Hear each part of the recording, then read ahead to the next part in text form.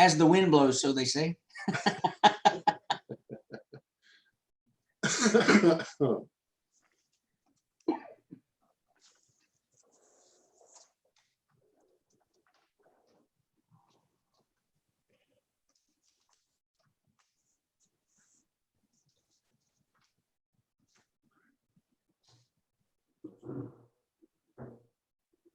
Everybody looks happy this morning. You can't tell, Judge. You don't have a camera. Well, I'm happy. You just have to take my word for it. I don't have Tammy. Is she online? That she can remedy that for us.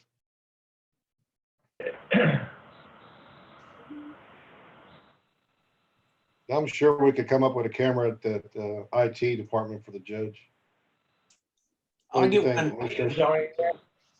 I'll pay for it out of my pocket if you'll use it. Hey, I'll split that with you. Okay. I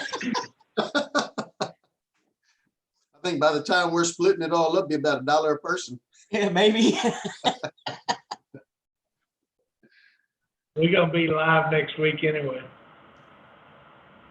We're gonna be live and in color next week. I hope. In living color.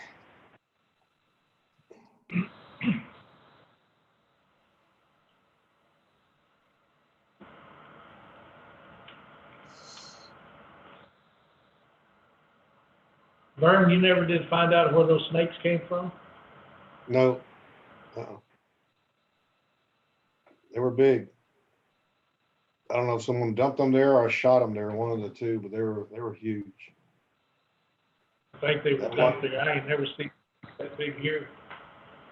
That one guy catching bait said he had no inclination to catch any kind of bait on that side.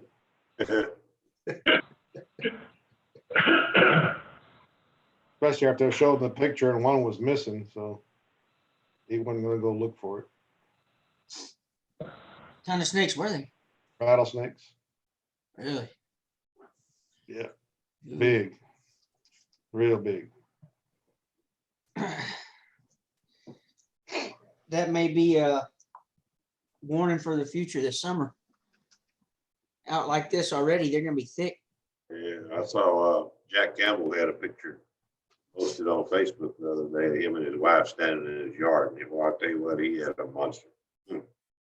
Mm. Morning, Dee Dee. Morning. Hi, Dee Dee. Doing pretty good. Lost my electricity this morning. I thought I wasn't going to be here.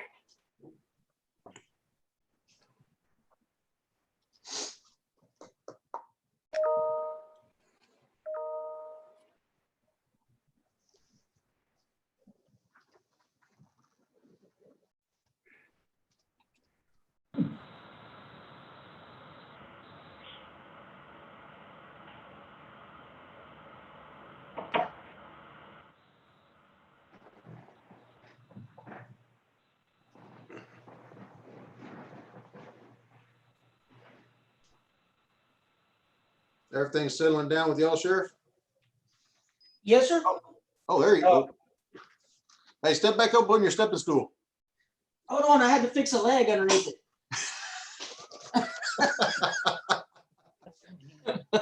Y'all back to normal shifts and everything?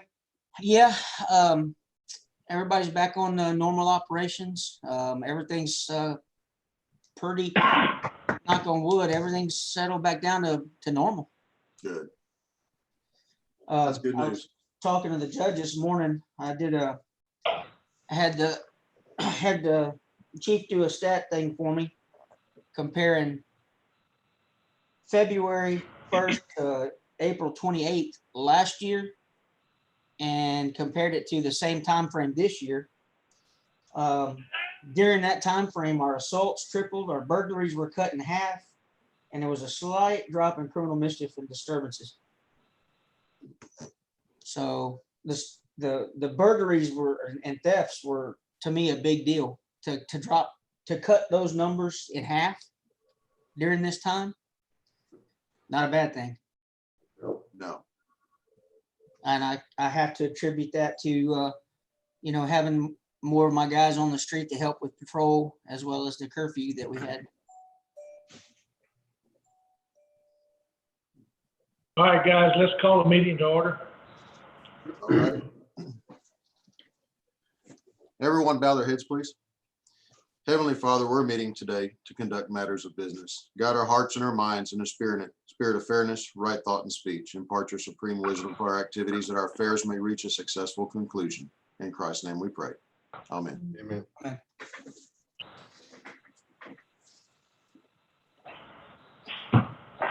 Lost y'all. Please join me in the pledge of allegiance. I pledge allegiance to the flag of the United States of America and to the republic for which it stands, one nation, under God, Indivisible. indivisible, with liberty and justice for all. And now the Texas flag. Honor the Honor the Texas Texas flag. flag. I pledge I pledge allegiance to Texas, Texas, one state under God, one and One. under. Indivisible.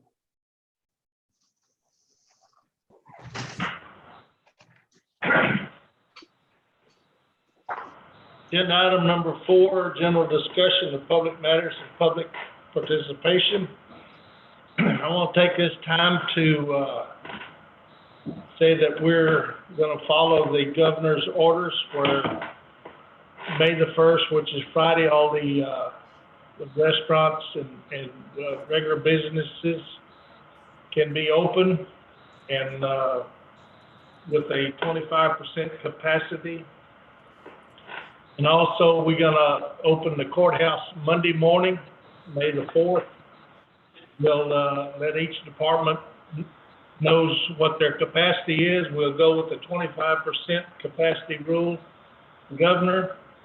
And like for everybody to be back to work Monday morning, and we're gonna get this thing going and be on schedule for his next executive order on the 15th, where we'll go to 50%. So I'd like to welcome everybody back to somewhat of a normalcy, so you can get used to getting back on track.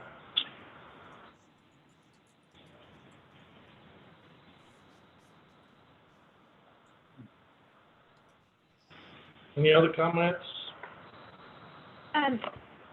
Yes. Can you hear me? Yes. Okay, so how would this affect employees with school-age children who are in school and schools are remaining closed? Well, it's going to be kind of like, I mean, if we was in a normal situation as far as going back to work,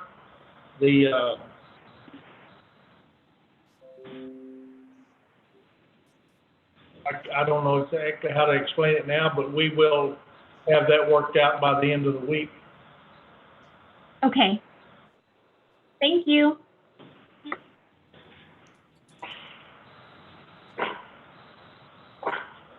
Moving on to agenda item number 5, we'll hear the report from Memorial Medical Center. Good morning, everyone. Morning, Jason. Can you hear me? Morning. Yes, sir. As everyone else, COVID-19 has had significant effects upon us. Looking first on our financial results, COVID-19 affected March 2020 volumes and revenues significantly in a negative manner compared to the prior year. Our revenue for the month was down 1.1 million, or 17%.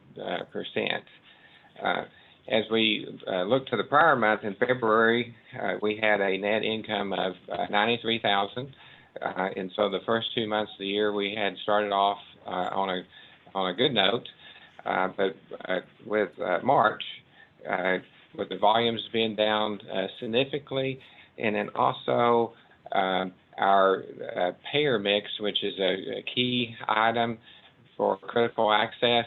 In February, when we had the positive month, we were down to 12% self-pay volume. In March, it was up to 19% self-pay, and conversely, our Medicare percentages were down significantly for the month, and so not only did we have much lower revenue, with the percentages down on Medicare, then that affects us negatively on our cost report. And so March was not very good at all. We had a loss of $541,000 for the month, and so that changes us to a net loss of $298,000 for the year. With that, some of the highlights so far with COVID-19 relief and the CARES Act.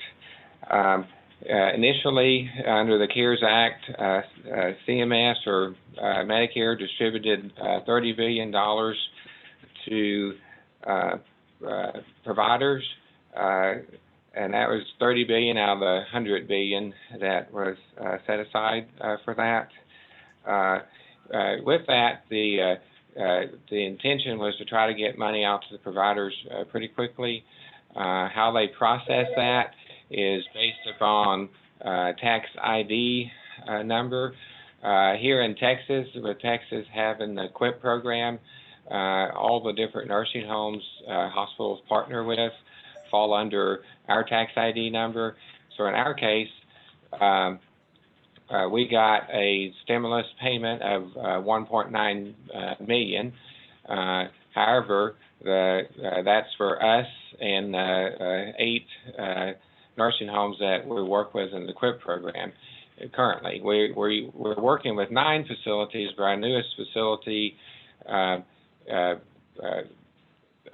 Bethany Living, or I guess it's next to our newest facility, but with Bethany Living, they just opened this year, and so they don't have any Medicare billings for prior years, so they're not in the QUIP program currently, and they're not in the stimulus distribution.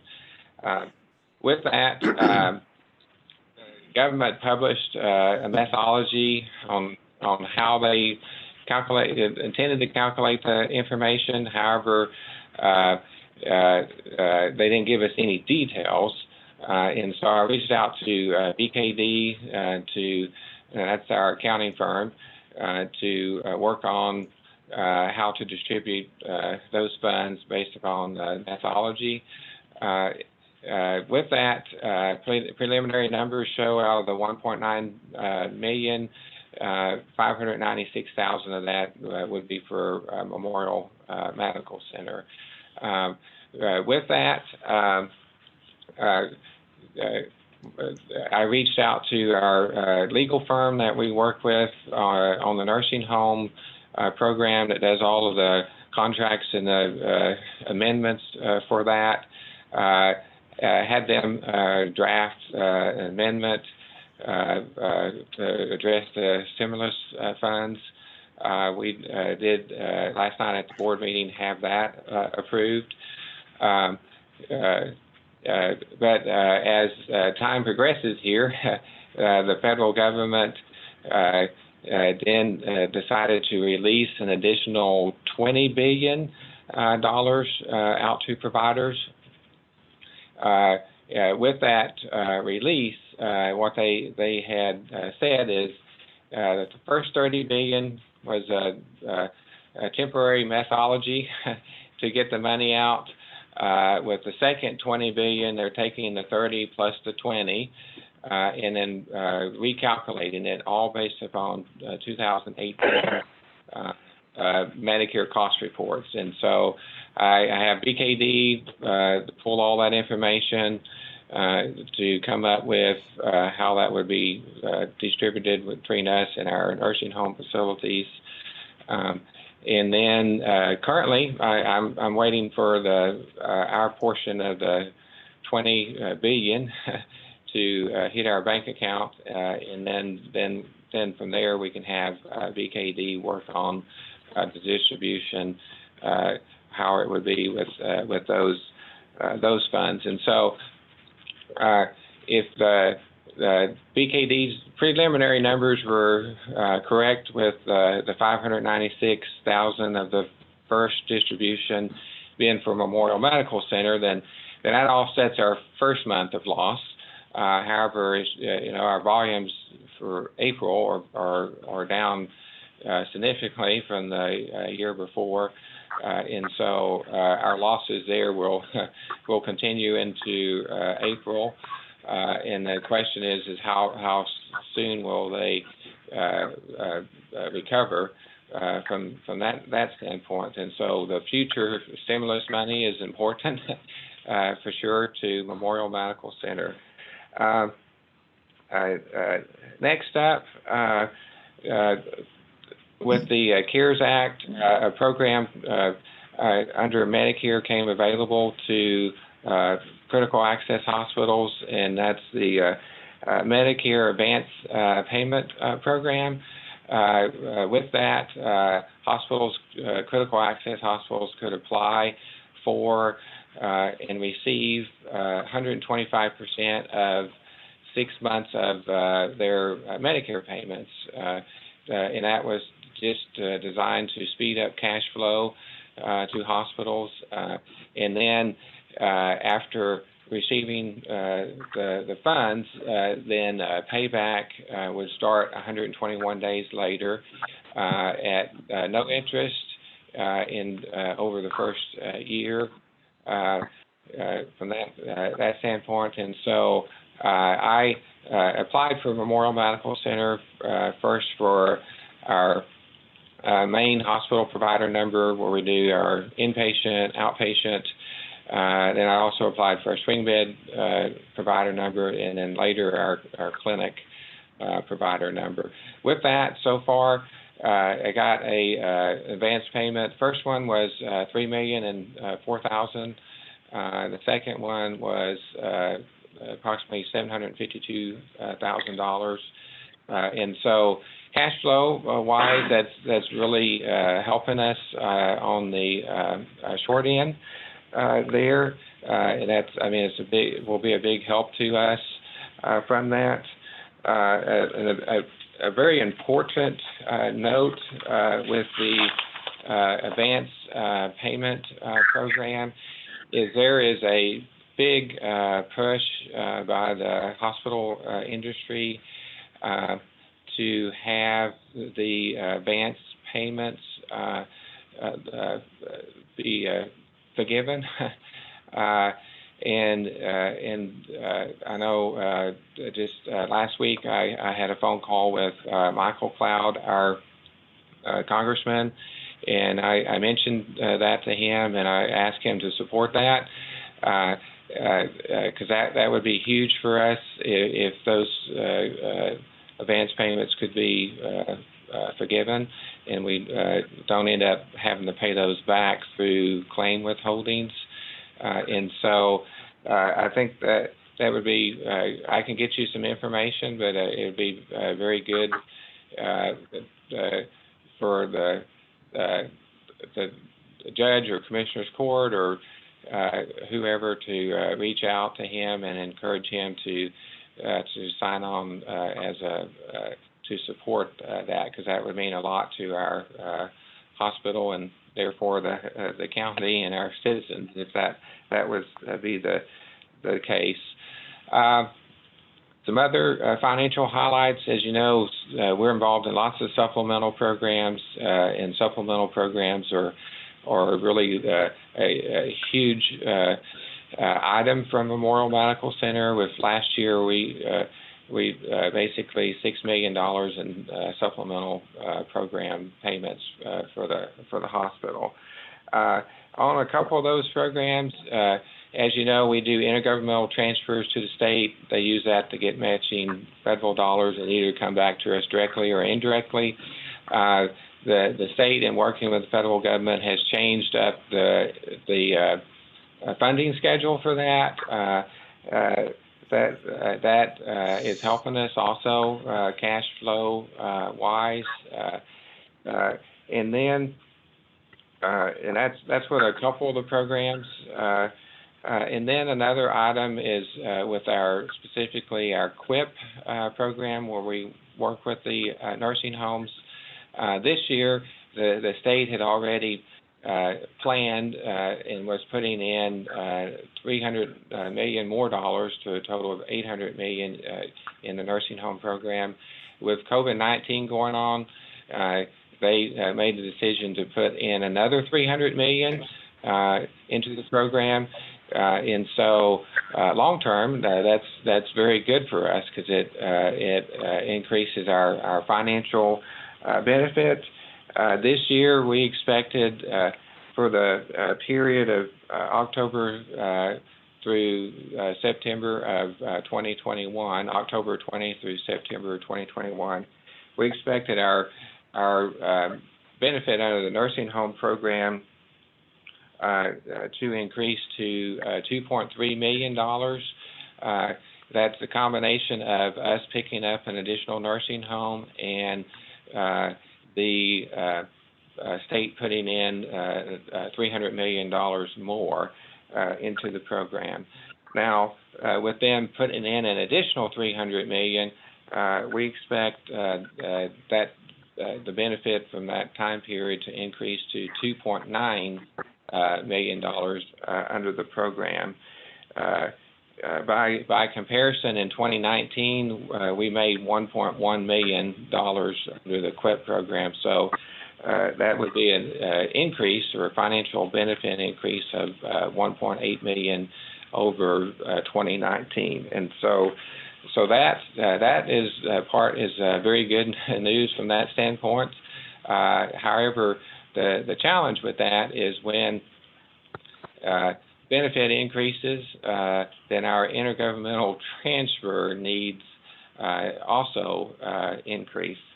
And so with that, as you know, we fund 2 intergovernmental transfers a year for the QUIP program, 6 months apart. And then our benefits start down the road, and so there's a lag period. And so for that $2.9 million benefit over that time period, that means our 6-month IGT would increase to approximately $2,918,000.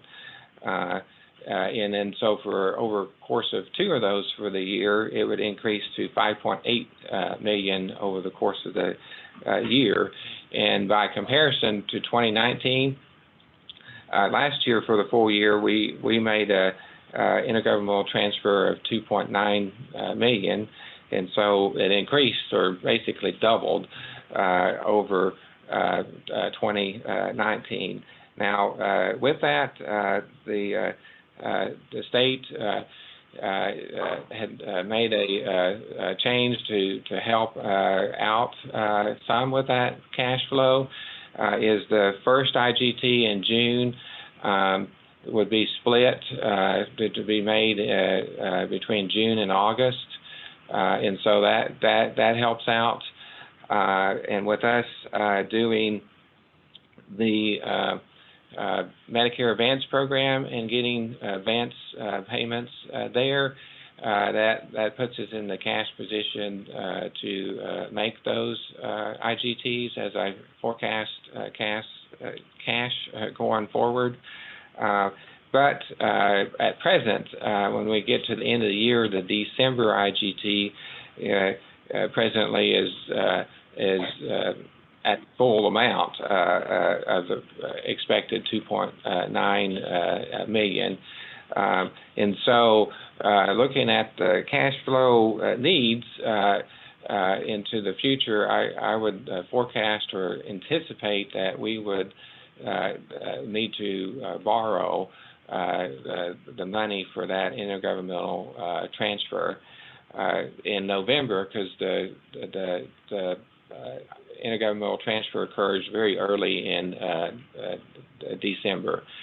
Along with that, there's another supplemental program called URIP, or Uniform Hospital Rate Increase program, that increases our Medicaid rates. The state is also increasing funding into that program, and I'm expecting our IGTs to go up for that. I know last year our intergovernmental transfer was $286,000. That would occur November, December, and so I'm anticipating that to be a little bit higher from that. Therefore, in November, I'm thinking with the timing there is we would need to likely borrow the funds for that as well as the QIP. So between the two, I'm thinking probably the 3.5 million that would put us where we used to be at the line of credit of 4 million. Now, there's a lot of things could happen between now and then.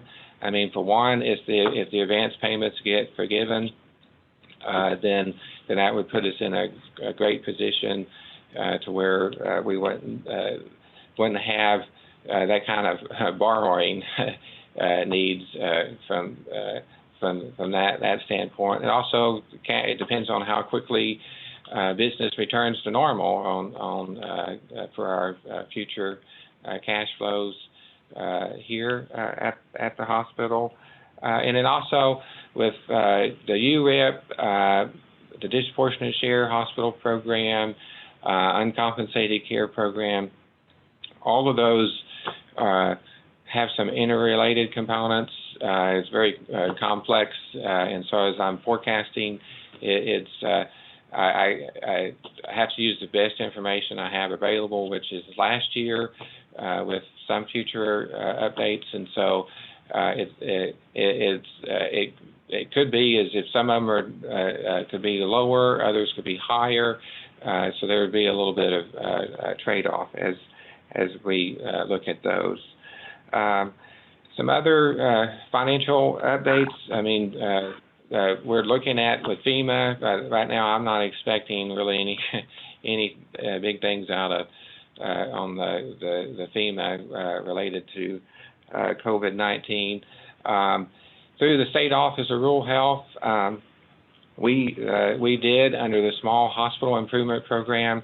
They were looking at distributing between $90,000 and $120,000 for funds to be used for related to COVID-19. When they did distribute the funds, Memorial Medical Center received $84,000 there.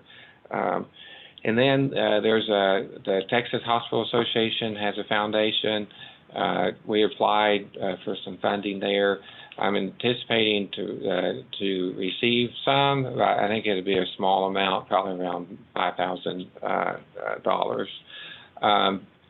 We also applied for some equipment with Hill-Rom, and we received a couple beds.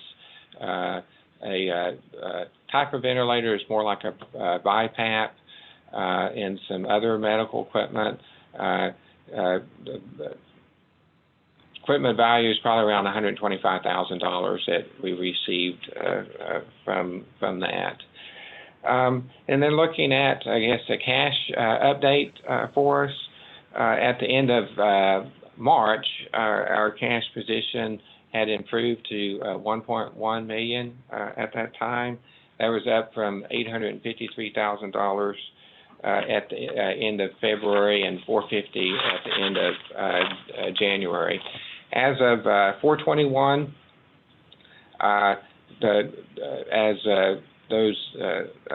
some stimulus and advance payments had hit our bank account. We had our available balance at that time was $6.7 million. We had outstanding checks of $561,000. So our true bank balance would have been $6,219,000 at that time. From the stimulus that we had received, scientific estimate, $1.3 million would be due to the nursing homes under the stimulus program, and that would leave us an adjusted balance of just under $4.9 million at that time. Some notable receipts that came in was the stimulus funds for Memorial Medical Center, we estimated $596, and then the 2 advance payments from Medicare at $3,004,000 and $752,000. Without those, our cash would have dropped to $524,000. With our revenue dropping and our cash inflows are going to be decreasing. And I did a detailed cash forecast, and so early months I have our cash declining there. I'm hoping that sooner than later business starts to return to normal. I know it will take some time. I figure it would be somewhat like with Hurricane Harvey. It took quite some time for business to return to normal with that. As far as business here, of course, one of the big items is we had to, as all hospitals had to do, is stop elective surgeries, stop doing a lot of other elective procedures like mammograms, different ultrasounds, and so forth. Our plan is we have started to schedule cases for next week. For our surgeries, patients have to be tested for COVID-19, and we have to get the results back before the actual surgery.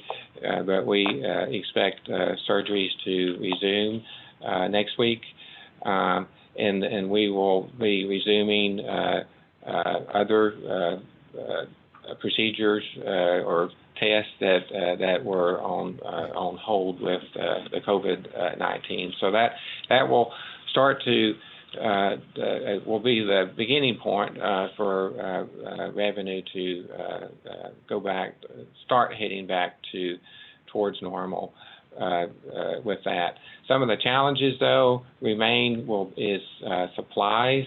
I mean, we have adequate supplies right now for our COVID-19. We've always had the protective equipment for our employees and our patients. That hasn't been an issue. But as we look for the return of volumes with surgery, then that does place a bigger strain on the supply chain. Challenges revolve around surgical gowns. We think we're okay in the moment. We're trying to get more, and we're trying to get washable ones, but those are a challenge to acquire. And we're working with various suppliers with that. Let's see, other updates is looking at our board meeting last night. We had new officer elections, and so Michael Shavana was elected as board chairman. Rolando Reyes is vice chairman, and then Jack Wu for secretary. At the board meeting, we presented for approval of a Lucas chest compression system that will assist us in the ER and protecting the staff if they have to do CPR on a patient that might be with COVID-19. Cost on that is $17,681. Probably be looking at the that state SHIP grant to apply that as funds used under that program. Alternatively, we would apply for funds under the Formosa Trust for that equipment. If it doesn't make the most sense for it to go underneath the state SHIP grant. Let's see, other things that were presented and approved with the COVID-19, we needed to update some of our HR policies related to our natural disaster policy with the pandemic. First had to do with our with us as a hospital. We have paid time off, which is really vacation time, holiday time, and then we have our what's called EIB, or our extended illness, which is if someone's off for extended period of time for like a surgery or something of that nature. With hospitals, what they were doing is if their staff got exposed to COVID-19, or had to be quarantined at home, is to allow them, the staff member, to use their EIB time from day one versus having to use so many hours of vacation first before EIB took effect. And so we approved that increase, or not increase, but approved that use. And then with COVID-19 is we needed a telecommunication policy that we had put in effect to let some of our employees work remotely. With us being a hospital, there's a limited number that can do that, because obviously a lab tech can't draw your blood from home, but there's some different office personnel that could work from home, and then we've had some working for home with that. And so we approved that. And then HR had some, with our disciplinary policy, wanted to incorporate some more standards of conduct into that policy to make things more clear. So that was approved. And then with our medical staff bylaws, as we're looking at expansion of service with the inpatient geriatric psych, which it's the program we're pursuing is a limited program, but for that we need a telepsychiatrist. But as we look at it, telepsychiatrists or psychiatrists are in high demand. One way to help with that is to incorporate with the psychiatrists nurse practitioners or physician assistants. Our bylaws for medical staff did not have that in there to be able to use nurse practitioners or physician assistants for telemedicine. And so it first went to our medical staff, our medical executive committee for their approval, went through medical staff, and now the board approved that addition with the bylaws. Other item we have going on is board orientation. We conducted our first board orientation session Monday evening, and we plan on continuing with another session. Likely we'll be trying to schedule that for an evening next week to continue with the orientation of board members. Let's see, some other things going on with accounting. Got lots of projects occurring at this time. This time of the year, it was when I do the American Hospital Association reporting, which is a very extensive data reporting that we have to do. It's called AHA reporting, but it's really, besides the American Hospital Association, the federal government, state government, they use it for all kinds of stuff. And so we have that. That will be occurring in the next few weeks that I'll be heavily involved in doing.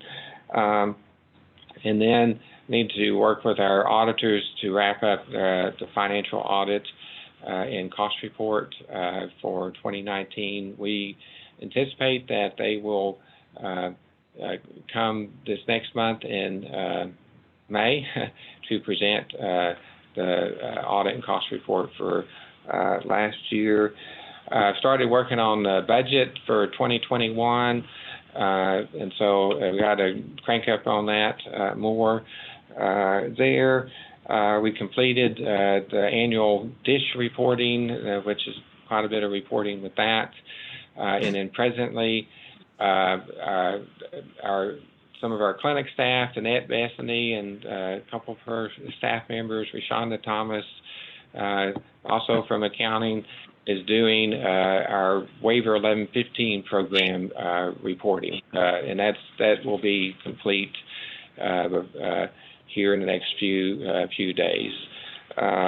And then with accounting, lots of stuff going on there. Is I have hired a controller to add to the accounting department from a I guess at this time, I think overall organizational wise, it'd be best if I stay heavily involved in the finances. I mean, I spent the first 10 years of my career as a chief financial officer, and at various times I've had to step in and do that here, and then also at some other facilities were heavily involved in finance and when I was the CEO. And so I plan on this time forward for the foreseeable future to be the CEO / CFO, but I can't do all the detail weeds in the nuts and bolts accounting. There's just not enough of me to go around. And so I have hired a controller that starts next week that has a master's degree in accounting and has some experience working in the nursing home industry that I will train. And then they can be a big asset for his time resources to do things in the accounting department.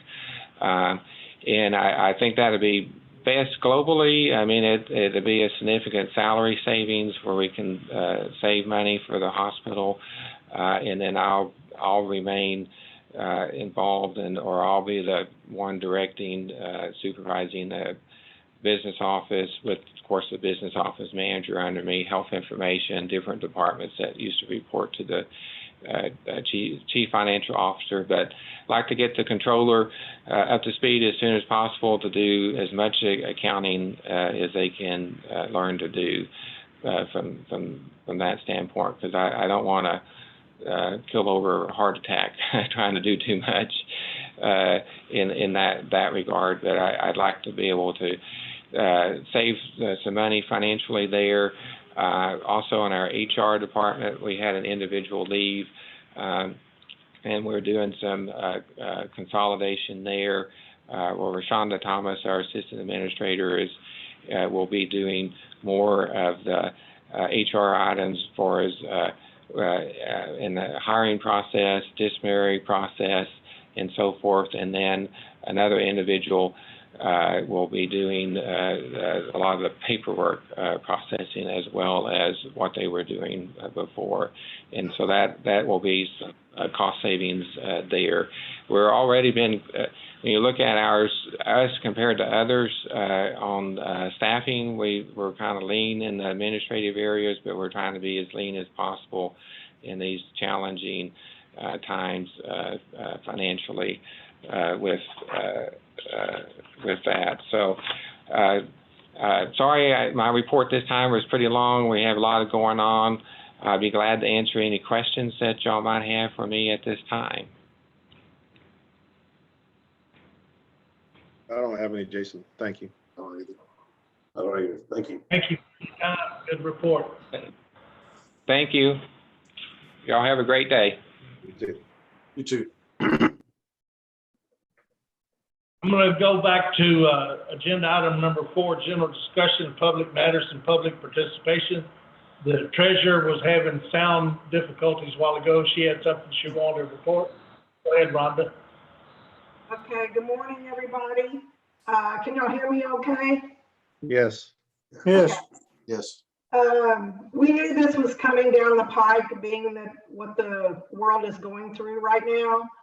We have received a letter from Prosperity that they are dropping our rates.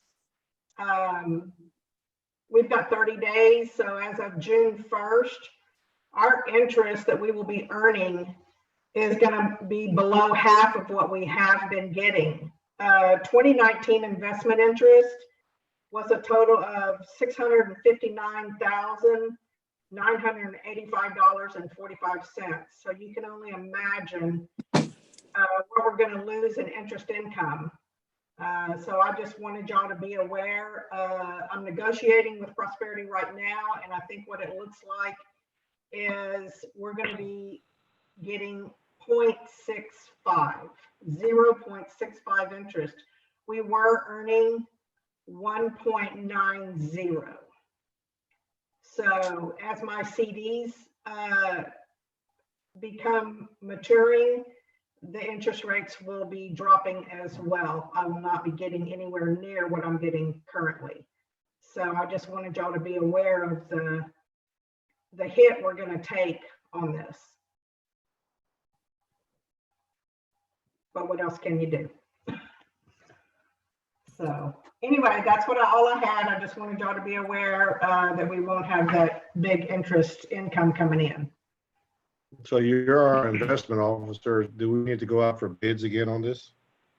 No, we do employ Valley View, and the bank. I mean, it is what it is. I'm getting this information, same type of rates from all the banks that we deal with. Veritex, we have a money market with them. Several CDs with Prosperity, East West Bank. It's all the same across the board. I will be soliciting for some higher CD rates that maybe I can move out some of the funds we have in the money market. It is sitting pretty high right now, but that was because I was getting such a good rate. So When will they mature, Rhonda? I'm not real sure. I don't think anything I have matures to the end of the year. Okay, so we're okay till then. Yeah. But no, not really. I do have several million in the money market because that was my highest rate at the time. So I will be soliciting out for CDs to try to invest about 10 million. Okay. So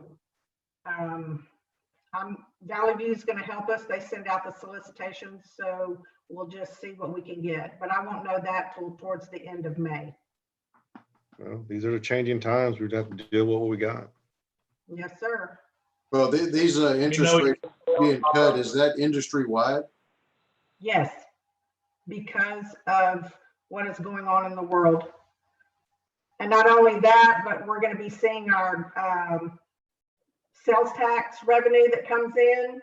It's going to bottom out within the next month or two once everything gets in. Of course, there's no businesses open. We're not getting the sales tax revenue we were.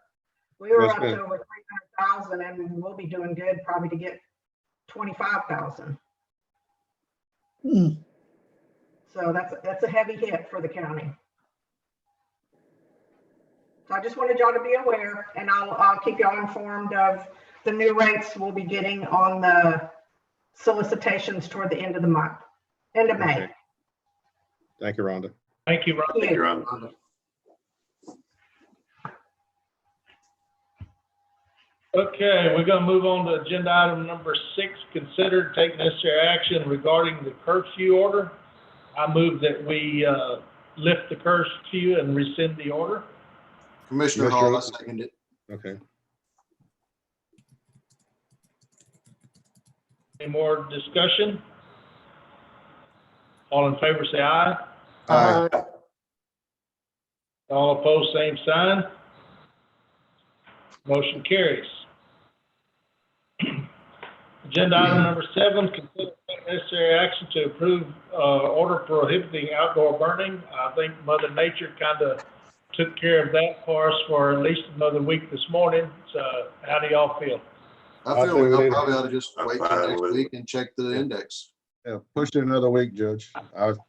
It has been going up, but I want to keep this on the agenda running, so in case something happens, we don't have to wait an extra week. So we'll just pass on number 7. Okay.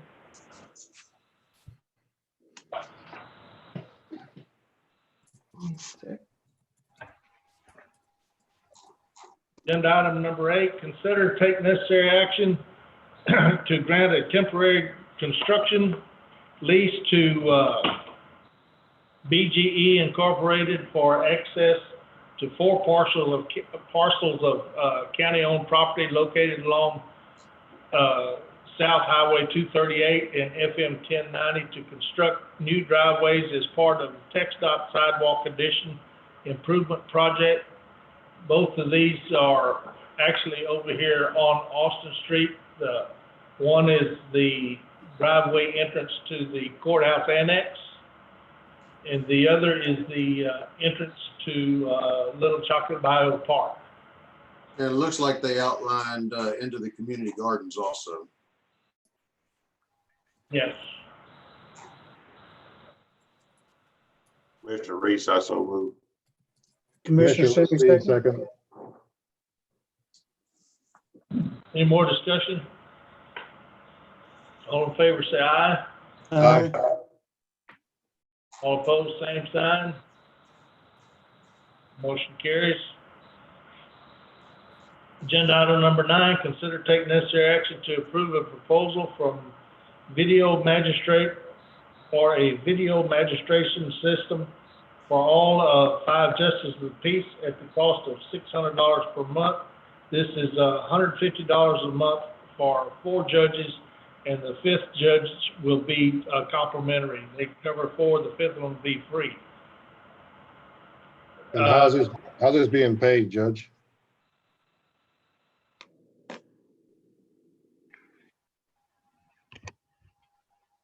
That, I don't know which, Whose budget's being paid come out? out. Is each one of them gonna pay out of their own budgets or what? That hasn't been discussed. Well, we know where the money's coming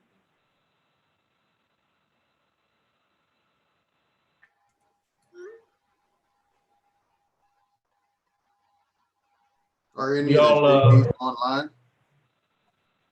What's that? Are any of the JPs online?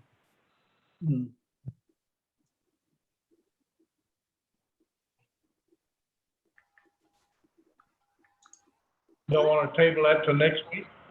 I mean, who's gonna pay for it? That's the question I'm asking. It's not a derogatory question. It's where's the funds gonna come from?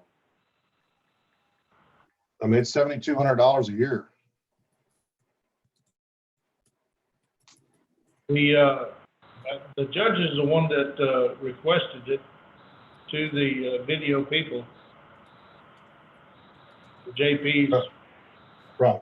So, I mean, are they each gonna get a bill for $150 a month? Bart, I can't hear you, Bart. Are each of them gonna get $150 a month? I don't see anything in an agreement where it says anything like that. Who's getting a bill for it? Yeah, that's what my question is, who's paying for it? Yeah, it says payable in advance. Right.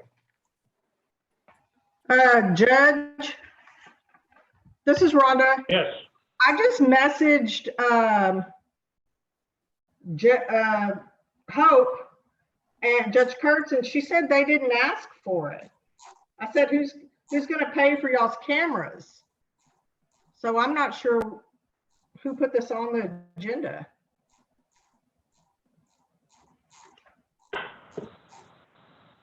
I think we table this until we find out if this is what really they want, Judge. I mean, your name's on it, Judge Meyer.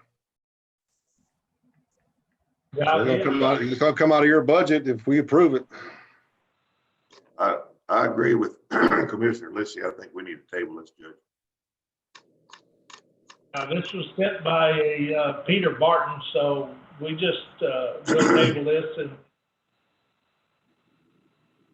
delve into this further. Okay, you want to check into that, Judge Meyer, please? So,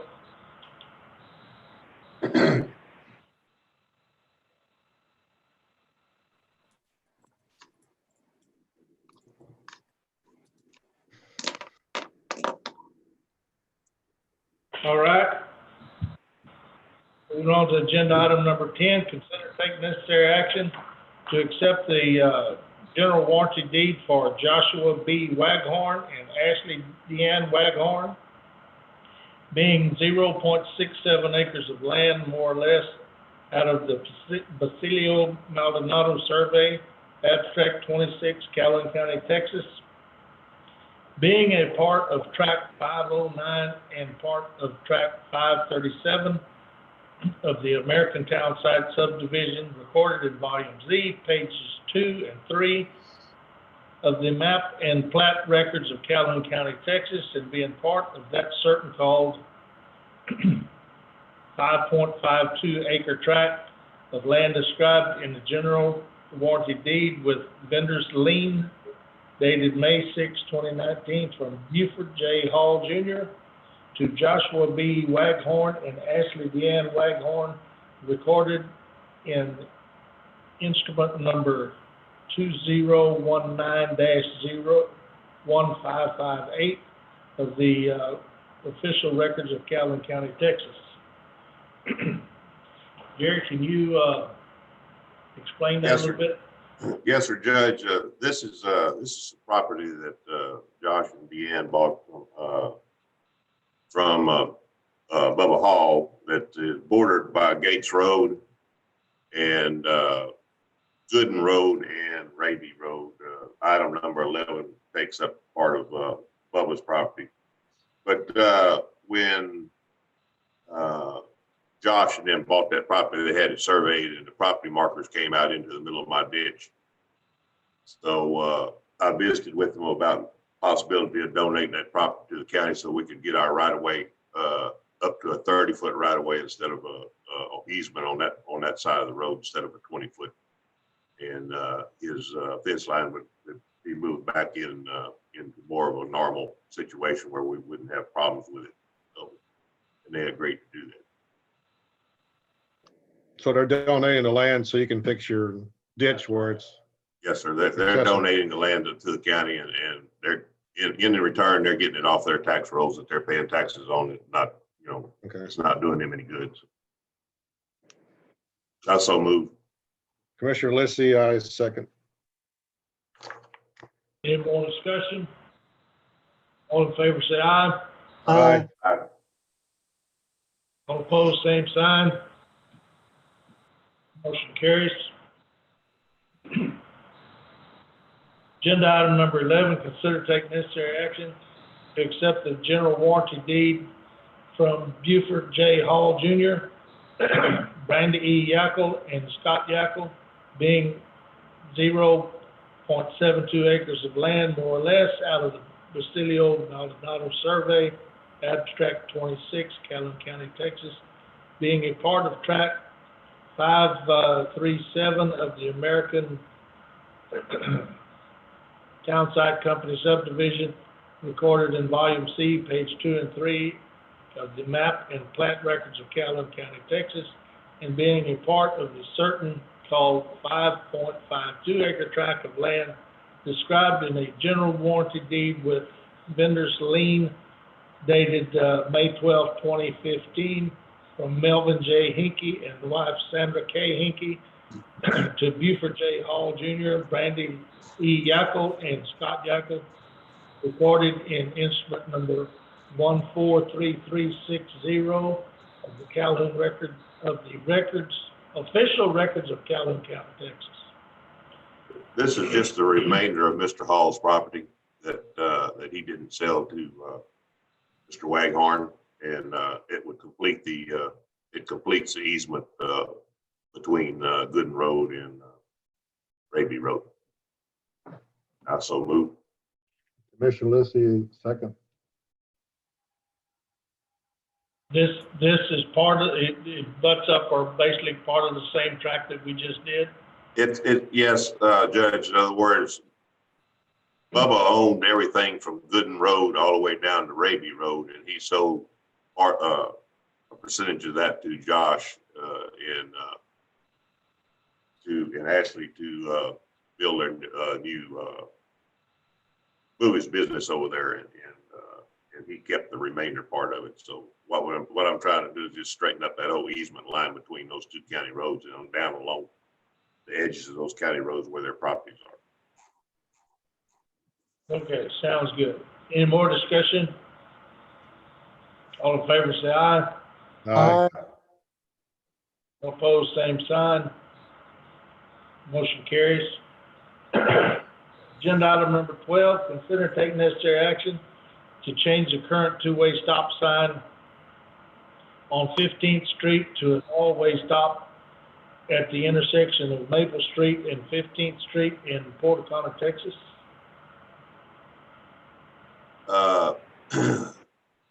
There's only one, there's a four-way stop at 7th Street and Maple Street in Port O'Connor, and then the next stop sign is all the way down at Froggy's. And Maple Street has become almost like a freeway. We had an accident there several weeks ago at 2:30 in the afternoon where a young man, and the sheriff might be able to get in on this, but in other words, a young man was traveling probably in excess of 60 miles an hour right there close to that intersection and left the roadway, and luckily he wasn't hurt, but his vehicle was destroyed. And so I just feel that we need to kind of slow that traffic down on that road a little bit.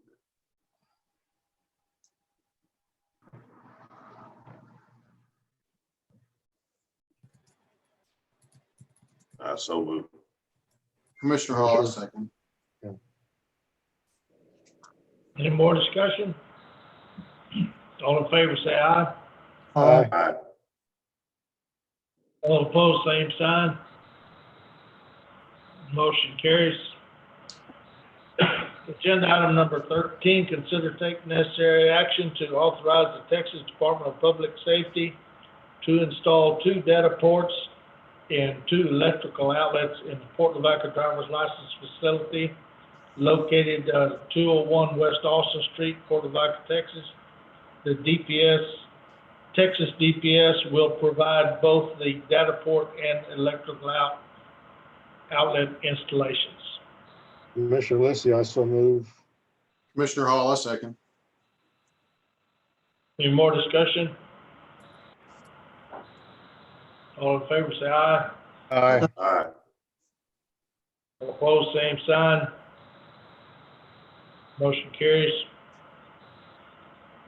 Agenda item number 14, consider taking necessary action to approve the transfer of a 2012 Dodge Ram 4500 ambulance chassis, serial number 3C7WDKCL 7CG296752, inventory number 541-0241 to Road and Bridge Precinct number 2. Commissioner Lissy, I so move. Commissioner Hall, I second. More discussion?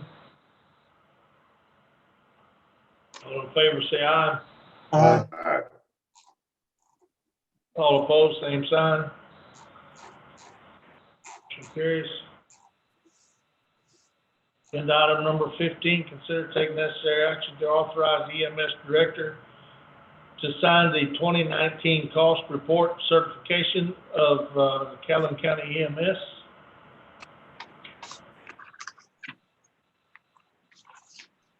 This is the cost report we turn in. We've been doing this for several years now. And Medicare, Medicaid, they determine from this cost report how much they owe all the providers in the area. Then they take all of these, put them together and come up with a number that they're gonna give out a percentage of what they owe you.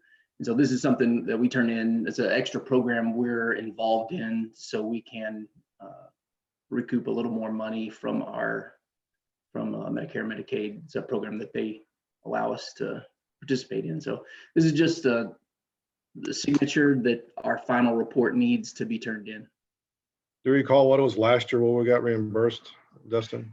Well, off the top of my head, I'm gonna say around 130,000. Wow, that's pretty good. I think this year, depending on the percentage that the state, that Medicare, Medicaid decides on, the state, that it's gonna be anywhere between 80 to about 130 as well. It's probably not gonna be quite as much. Commissioner Lissy, I so move. Commissioner Simi, I would second.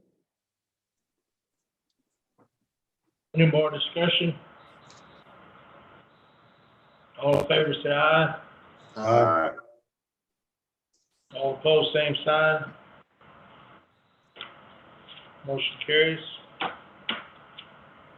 Agenda item number 16, consider taking necessary action on Calhoun County First Responders Emergency COVID-19 Mandatory Administrative Leave and Mandatory Isolation Quarantine Pay. Justin, do you have anything on that? This is just our guys that have been both on quarantine and have had to go into isolation due to specific risk factors that they have, including age and some other things. Their administrative leave, after a few weeks, we found out that they weren't getting basically their full pay that they normally get due to their work schedule and their hours. So I wanted to bring this before you guys so they could get their regular pay that they normally get. And I'd like to see that, be retroactive, because there have been guys that have been out for quite a while and they're just not getting their normal paycheck. So. This kind of serves as a dual purpose too, because if somebody knows they're not going to get their full check, they're less likely to say, hey, I'm sick, I can't come in, and you need to quarantine for 4 days, knowing later on they're not getting their full check and may not be able to make their bills. Definitely. So it's kind of like an incentive not to tell you that they're sick. Definitely. Now, also, you got money in your budget to cover that anyway, don't you, Dustin? Yes, and we've Also, had. you have care money too, though. Yeah, we've had money that has to be used for things just like this. I think we got 36,000 in the first round from the CARES Act, and looking to submit another report. It's actually based off of our 2018 net profit. They are going to do a second round of, I guess, not reimbursements, but money that will help us, that has to be used on this COVID-19 stuff. So it's going to be covered by that. Now, This Cindy, is just regular pay. It doesn't have anything to do with overtime. no, it does have some good overtime, Judge. Yes, because their regular scheduled shift work that they are required to work, that they would have to take vacation to get out of, is has overtime in it. That's how we work. Their shortest week of hours is 48 hours. Their longest week that they work is 96 hours. And they base living off of that because it's required of them. And they have not gotten those hours of pay that they live off of.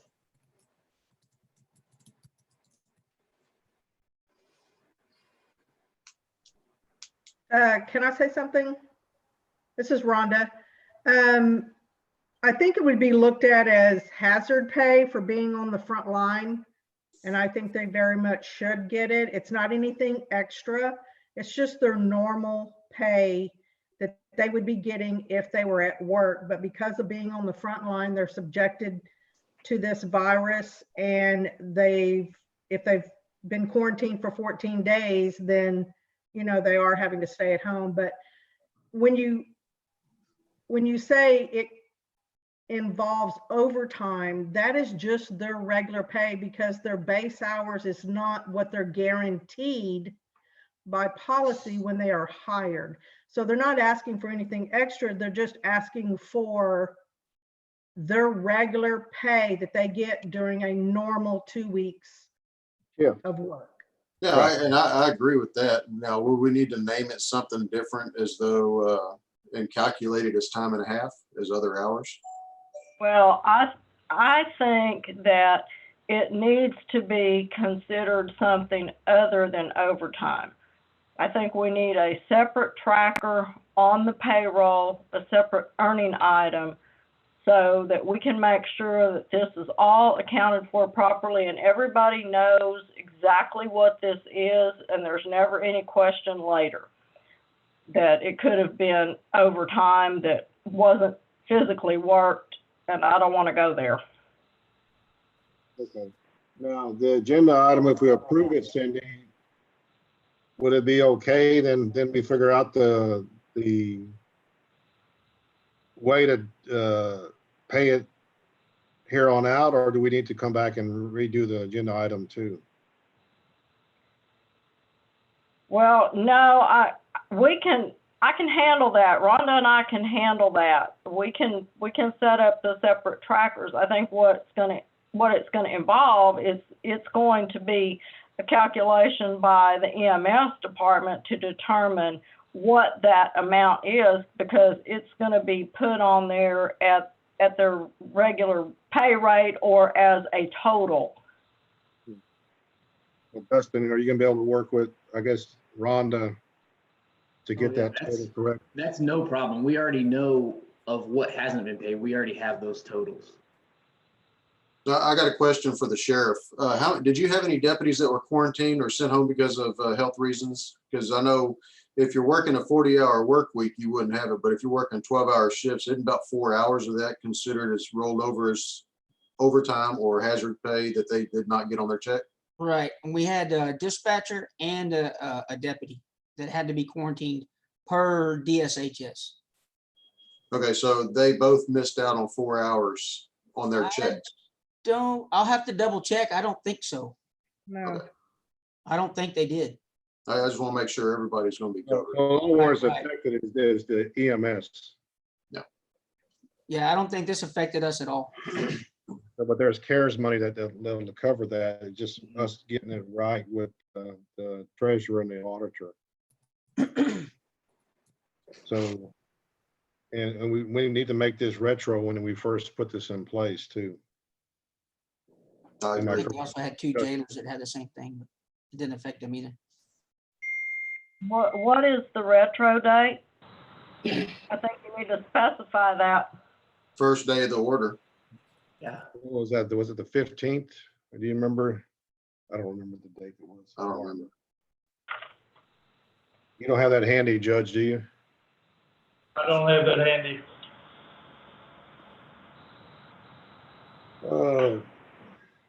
You got it out here in the emergency management folders. We can find out right quick. Okay, we need to find out so we can put that into motion.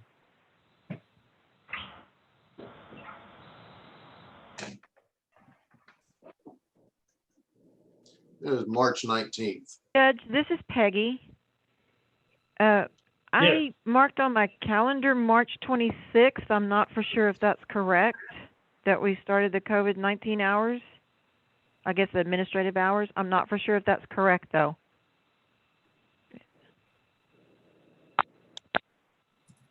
I think it was closer to March 19th. It may have, I don't know. Let's wait for the judge to find his file, I guess. It was a Thursday. They're both Thursdays. It was when we first entered the resolution for disaster and emergency. It was on March the 17th. Okay, but when we do the administrative deal, Judge? March 26th. March 26th, okay. Yes. And the governor's order was signed on March 19th. So I guess it'd go by our order or the governor's, the administrative.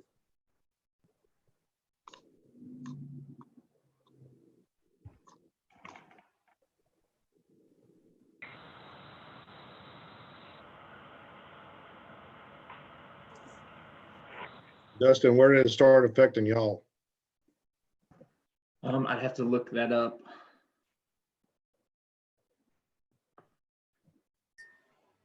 I think the date that the administrative order was signed would be good.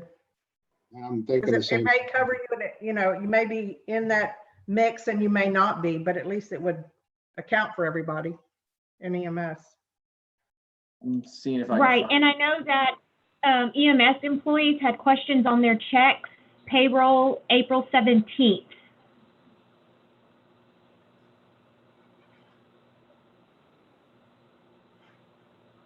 Okay, so it'll be that following week then.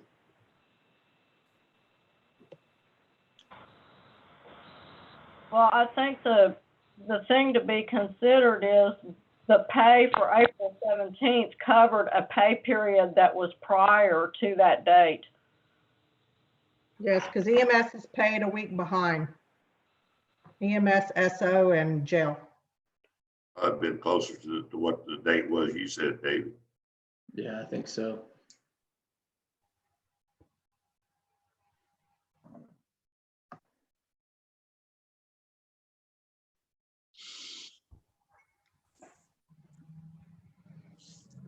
Because Dustin, y'all started a little bit earlier than just the precautions Yeah, because and- of how sensitive y'all's agency was in all of this response. I think the disaster declaration was March 13th. And it was sometime after that. I know you had some start working at home. It wasn't that long after. So I don't know. Yeah. And that's what I'm looking on here on our schedule, trying to find the exact date that those started.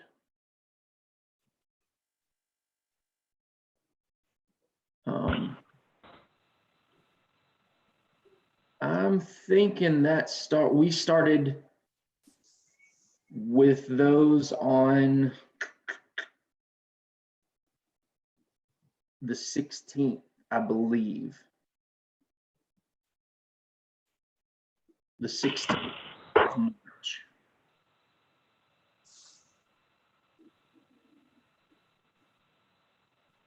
If our schedule's right here. I think it was on the 16th of March is when we had to put a couple of people off that were in the high risk category, that they weren't supposed to be around working with patients that were COVID.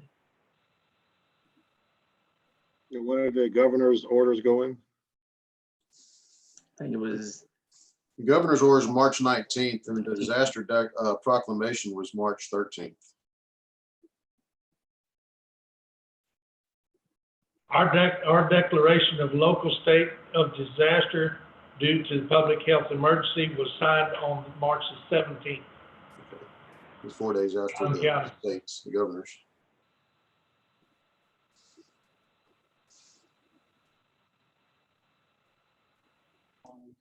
Our guys started doing the week on, week off on the 23rd of March. That was the very next Monday after it was considered administrative leave. So we start Yeah. on the 17th and make sure we catch everything. We don't leave anybody out. I think that would work. I think ours started on the 16th, but that was the way our shifts fall. It kind of, I don't want to say retroactively, but it, So the To get- 17th will be fine, Dustin. yes, I believe so.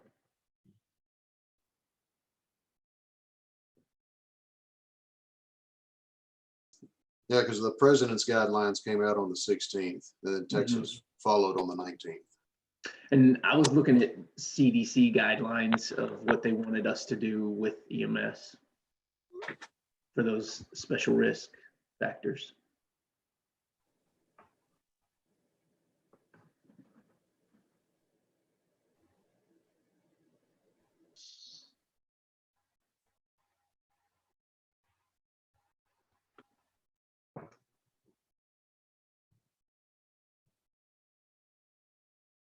Okay, I move that Calhoun County's first responder emergency COVID-19 mandatory administrative leave and mandatory isolation quarantine pay retro back to March 17th.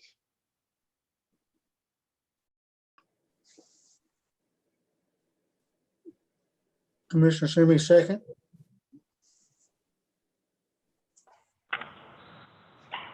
Any more discussion? All in favor, say aye. Aye.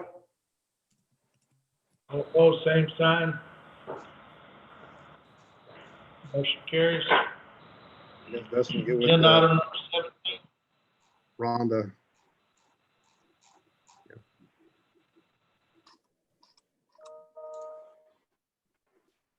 Sorry, Judge. Agenda item number 17. Consider and take necessary action to authorize the EMS director to sign the ProCare service contract for preventative maintenance on their stretchers.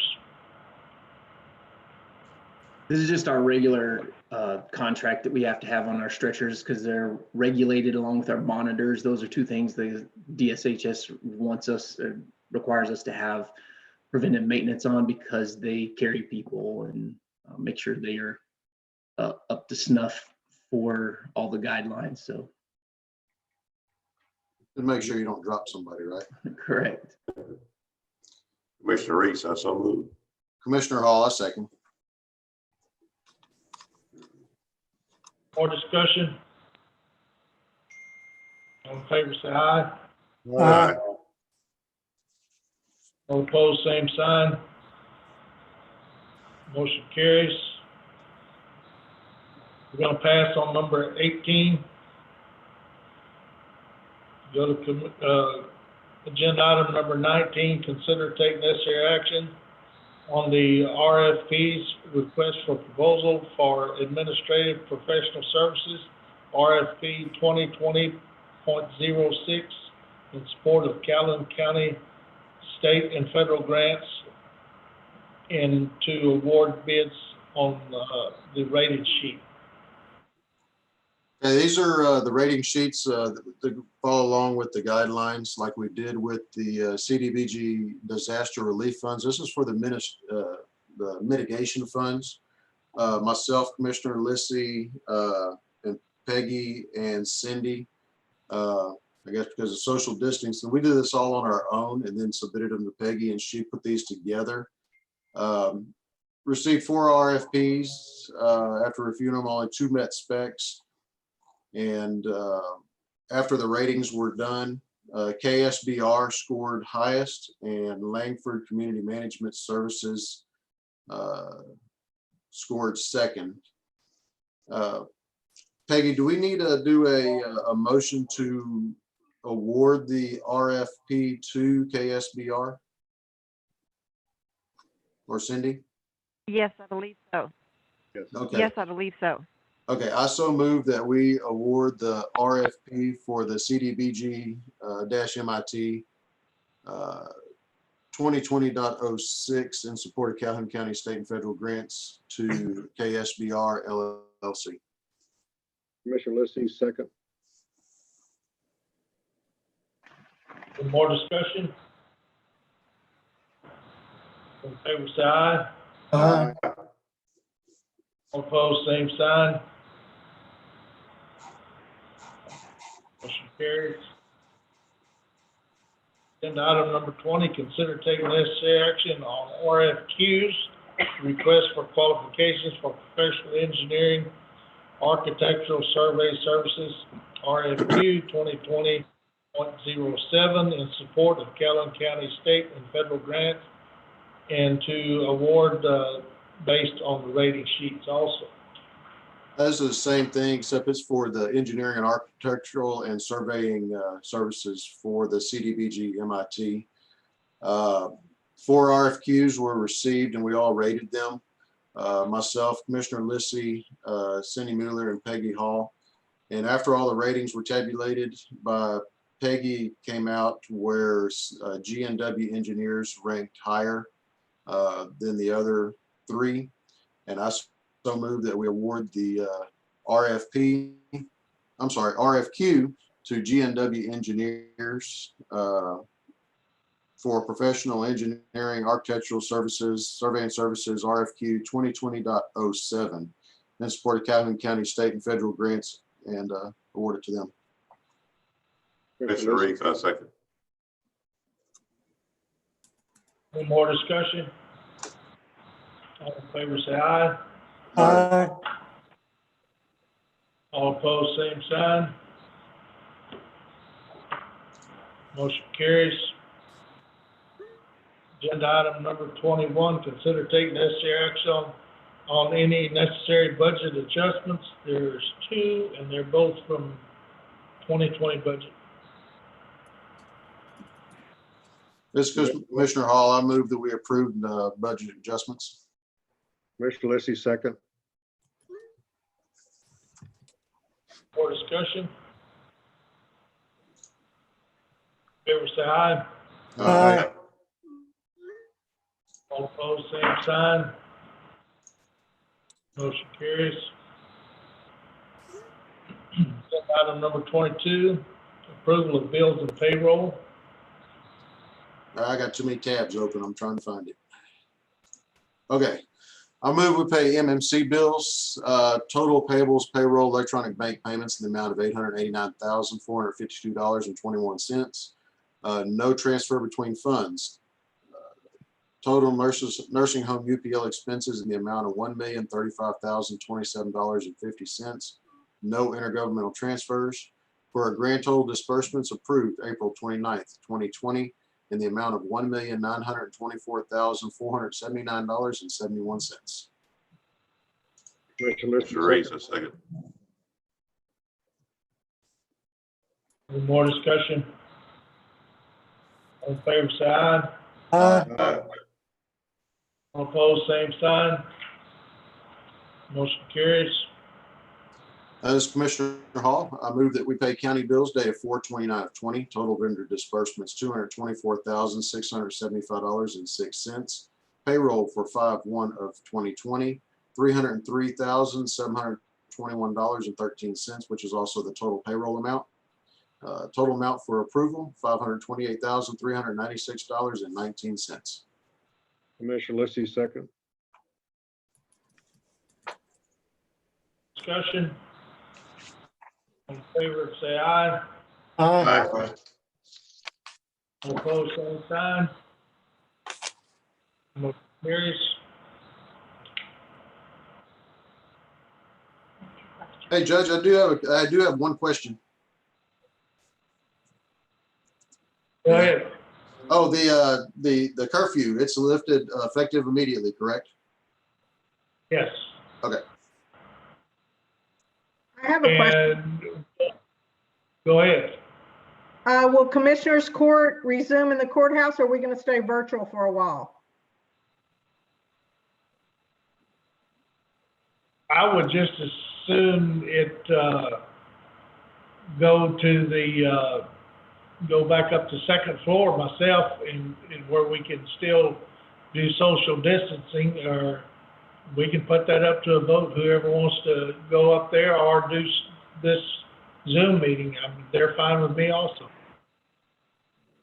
Well, my concern is that as the community gets a little bit more people moving around,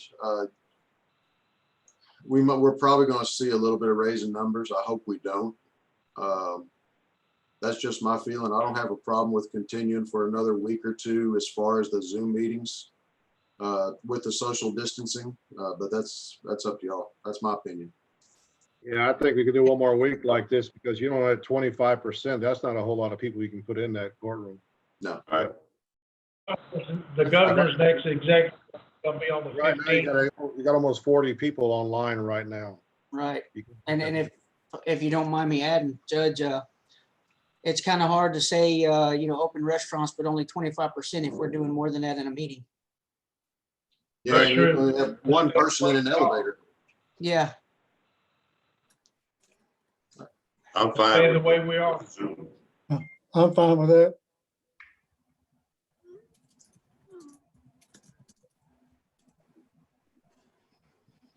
So we Zoom next week. And play Anything back. else? That's it. Meeting adjourned. Thank you, sir. Y'all have a good Thank day. you. Bye, Dee Dee. Have a I see good you day. waving. Bye. Marathon today.